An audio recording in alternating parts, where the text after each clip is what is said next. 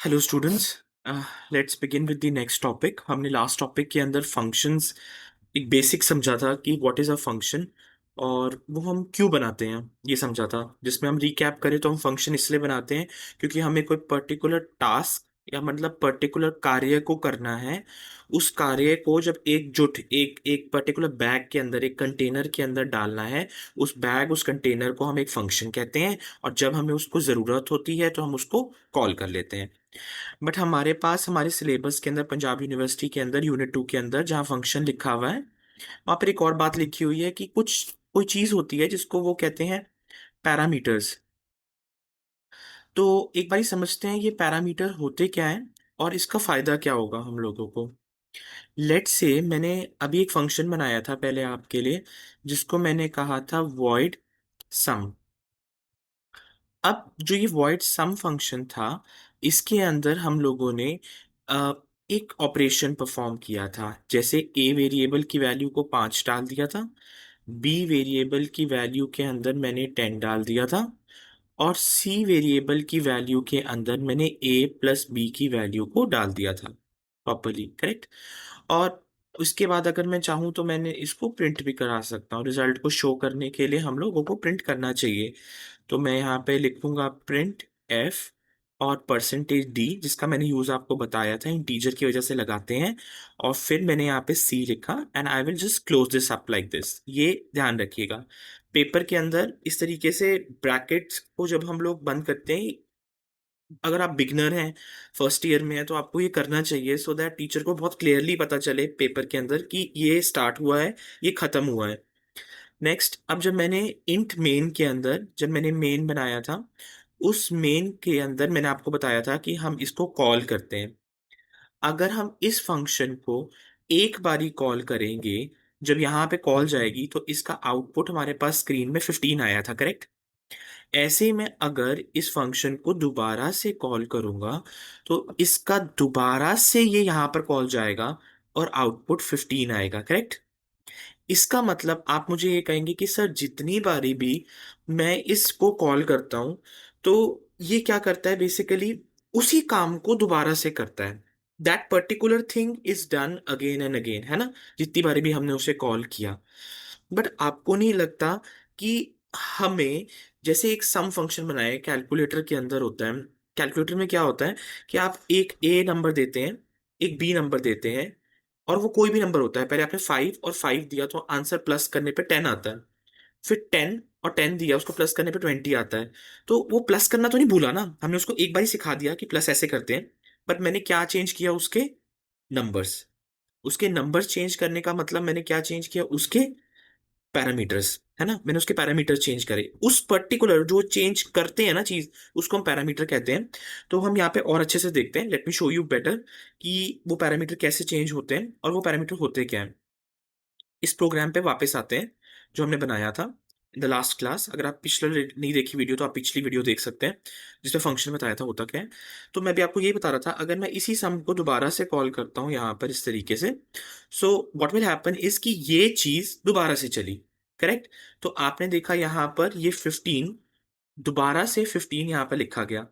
पर आप में से किसी बच्चे के दिमाग में आ रहा होगा कि सर ये 15 15 तो ये 1515 कैसे बन गया। बेसिकली ये 1515 इसलिए बन गया है बिकॉज हमने यहाँ पर स्लैश एन नहीं लगाया।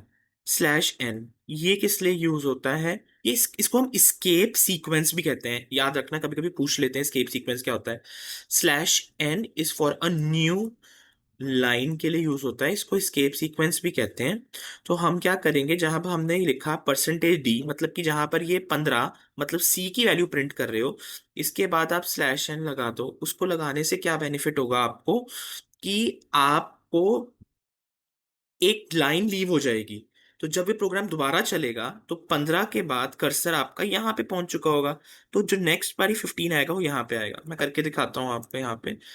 अगर मैं यहाँ पर स्लैश एन लगा दूं और इसको रन करता हूँ तो आप देखिए इस 15 के नीचे एक और 15 आ जाएगा। It becomes easy that the 15 on the top and the 15 down below is now working perfectly well। ठीक है। So you me should make sure कि आपको समझ में आया कि ये पहले आउटपुट गलत नहीं आया था, आउटपुट सही था। सिर्फ उसको दर्शाने का तरीका ठीक करने के लिए स्लैश एन लगा दिया है अब मैंने। चलिए, अब ये तो रही पुरानी बातों के ऊपर थोड़ा सा मैंने गौर किया। Let's move on to the new topic which I was doing. In the new topic आपको ये समझना था कि पैरामीटर क्या होते हैं। मैं अब यहाँ पे देखने का काम करूंगा। ये जो ए और बी मैंने पहले से सेट कर दिए थे, इसको यहां से हम उड़ा देते हैं। और उड़ाने के बाद मैं यहां पर ले जाता हूं और लिखता हूं integer A comma integer B. So I now basically have put the A and B as a parameter. मतलब कि जो सम फंक्शन है उसकी जो भूख है वो अब दो चीजों के लिए है। एक ए तरीके का इंटीजर, एक बी तरीके का इंटीजर। तो अब जब मैं इस फंक्शन को कॉल करूंगा यहां से, मतलब जब मैं इसे बुलाऊंगा, तो इसको सिर्फ मैं सम करके नहीं बुलाऊंगा। जैसे कहूंगा हेलो सम, तो आपको मैं दो चीजें दे रहा हूं, ए और बी की वैल्यू, मतलब 10 और 20। अब क्या होगा, प्रोग्राम को चलाते हैं और देखते हैं हमने ठीक बनाया है या नहीं। देखते हैं। हमने प्रोग्राम को कहाँ से स्टार्ट करते हैं, मेन से स्टार्ट करते हैं। याद रखना, बहुत बारी ना प्रैक्टिकल के अंदर ना एक्सटर्नल बंदा ये पूछ लेता है कि प्रोग्राम स्टार्ट कहाँ से होता है। तो बच्चे कहते थे पहली लाइन से स्टार्ट होता है। ऐसा नहीं होता, पहली लाइन से तो नहीं स्टार्ट होता, मेन से स्टार्ट होता है। जब प्रोग्राम मेन से स्टार्ट हुआ उसके बाद वो सम फंक्शन पे आया। सम फंक्शन के अंदर उसने यहाँ पर कॉल गई। अब वो क्या कहता है, मैं तो भाई दो चीजों का भूखा हूं। I am greedy for particularly two things. और वो जो पर्टिकुलर दो थिंग्स हैं वो ए और बी हैं। और ये किस प्रकार के हैं, इंटीजर प्रकार के नंबर्स होंगे। इंटीजर नंबर कौन से होते हैं, 0, 1, 2 ऐसे। और नंबर लाइन के इस तरफ -1, -2, -3। इनमें डेसिमल नंबर्स नहीं आते हैं। ये प्रॉपर नंबर्स हैं हमारे इंटीजर वाले। ठीक है, जिसके अंदर 1, 2, 3, 4 इस तरीके से आते हैं। तो मैंने यहाँ पे 10 दिया, ये 10 कहाँ पे जाएगा, ए के अंदर। और ये 20 कहाँ पर जाएगा, बी के अंदर जाएगा। और फिर इसके अंदर there is a C variable, हमने एक सी वेरिएबल लिया है जो क्या कर रहा है, ए और बी की वैल्यूज को डाल रहा है। So basically 30। इस प्रोग्राम को चलाते हैं यहाँ पर, आउटपुट 30 आ गया, तो मतलब प्रोग्राम सही है। अब अभी भी आप, I don't think so as students आप लोगों को कन्विंस होना चाहिए कि सर इससे फायदा क्या हुआ। इससे अब फायदा होगा, मैं दोबारा से कॉल करूंगा सम फंक्शन को। बट सम फंक्शन को दोबारा से कॉल करते समय मैं किस चीज का ध्यान रखूंगा, कि मैं वेरिएबल्स चेंज की वैल्यूज चेंज कर देता हूं। अब देखो, प्रोग्राम मुझे चेंज नहीं करना पड़ा, प्रोग्राम हैज नॉट चेंज्ड। और सिर्फ क्या क्या चेंज हुआ है, उसकी वैल्यू। पहले जो, जब ये प्रोग्राम चला तब ये किसके साथ चला, 10 और 20 के साथ चला, करेक्ट। ये वाली चीज 10 और 20 के साथ चली। फिर अब ये वाली चीज किसके साथ चली, 20 और 30 के साथ चली है। It's when we 20 and 30। तभी 20 और 30 के साथ चली तो ये आउटपुट आया, और इसके साथ चली तो ये आउटपुट आया। So this is how we call parameters. Parameter को आपको एक छोटे से एग्जांपल से समझाया है। अगर आपको कभी भी फंक्शंस विद पैरामीटर पूछ लेते हैं तो आप इसको एक्सप्लेन कर सकते हैं उस टीचर को।